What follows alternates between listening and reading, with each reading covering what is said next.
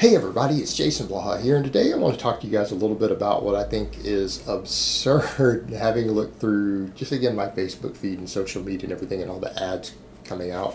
So let me put on my +5 hat of weaponsmithing, work on skilling my crafting a little bit, and let's talk about this. And it goes to show you that people in general will try to market anything, and the supplement industry in particular will try to jump on top of anything to sell products that you probably don't need. And in this case, intermittent fasting, which is basically not eating breakfast, is a weight loss tool, which works. It works. I'm not going to say intermittent fasting isn't a valuable tool for a lot of people for weight loss, but it doesn't have any magic secrets.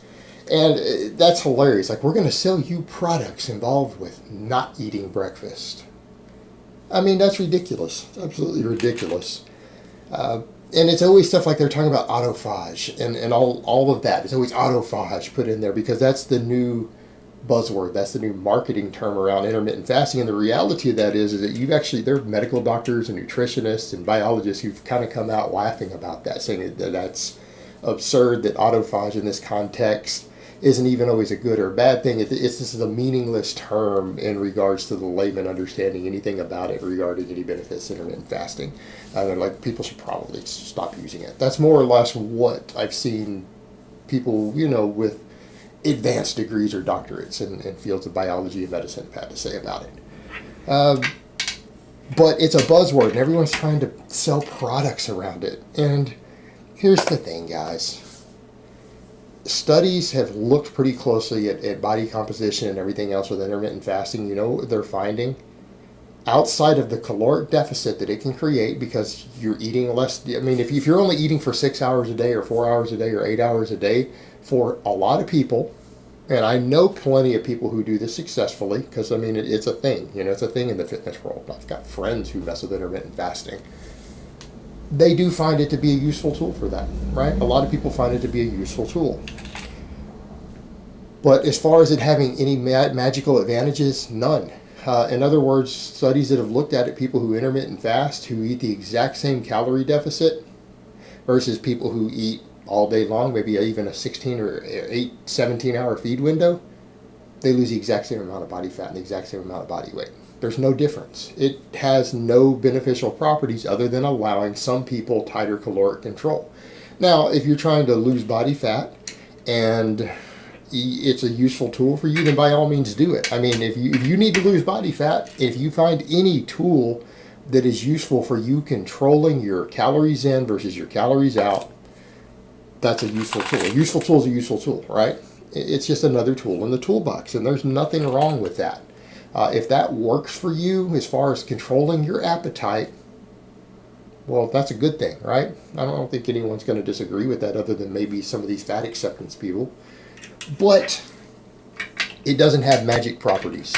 And as far as the health benefits go, they haven't really panned out so far in the research. It needs to be studied further. But thus far, the research outside of the calorie deficit it creates and the fat loss that it creates, thus far, there aren't any real measurable health benefits or anything else from it. So, I mean, all these people are like, and people are seeing all the benefits of intermittent fasting. Right, a lot of that's placebo. People start saying things like, well, I have a clearer mind. And it's like, no, man, that's a placebo effect. You think you're having a clearer mind from it. Who knows? But, yeah, there's not been any data that would suggest that in research. And half the time people come up with this hippie new age stuff behind their reasons behind it. They try to create some sort of, I don't know, Hindu type spirituality of it. I really have no clue. Hindus are going to get mad at me now because I don't know anything about their religion, and I really don't care. Hopefully they're cool with that. Probably not your ideal convert. So that's kind of the point, though, guys. If people kind of have this kind of new agey view of it sometimes, and that has no place in fitness, it has no place in health or science. Ridiculous. But the point is, it's just another tool in the toolbox, right? It's just another tool in the toolbox. And now we're at the point where this valuable tool that seems to work for a pretty large number of people are trying to sell products around. It's like, well, you know what? Here's the point.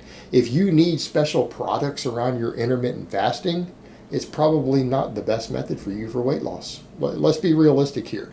If you need products to help support things like, reducing your appetite, improving your energy during your fasted window because coffee is just not strong enough, it's probably not a good method for you then, right? Intermittent fasting is a good method for people who feel fine during their fasted window, who have plenty of energy, and it controls their appetite, right? If that's the people who intermittent fasting works for. If you need support products because you have a fasted window every day, this is not the tool in the toolbox for you. It's just not a good method for you. And here is the other thing we come back to. People will say, well, I'm missing out the health benefits, or I'm missing out on the weight loss benefits if I don't use it. No, there aren't any. The weight loss benefits are that it allows you to eat less calories. Okay, let me rephrase that. It allows certain people to control their caloric intake better because they don't mind going without food for a few extra hours every morning. They don't mind. It doesn't bother them, and they feel okay when they do so, and they don't get that hungry. That is the benefit. And if that's not you, I'm going to reiterate that again. If that's not you, if you feel like crap during your fasted window and you don't have energy, and you get really, really hungry during that window, there are no benefits to intermittent fasting for you personally. It just doesn't have benefits for you. It's just a caloric control tool. And the truth is, if you're trying to do anything other than lose body fat, it's really a bad tool.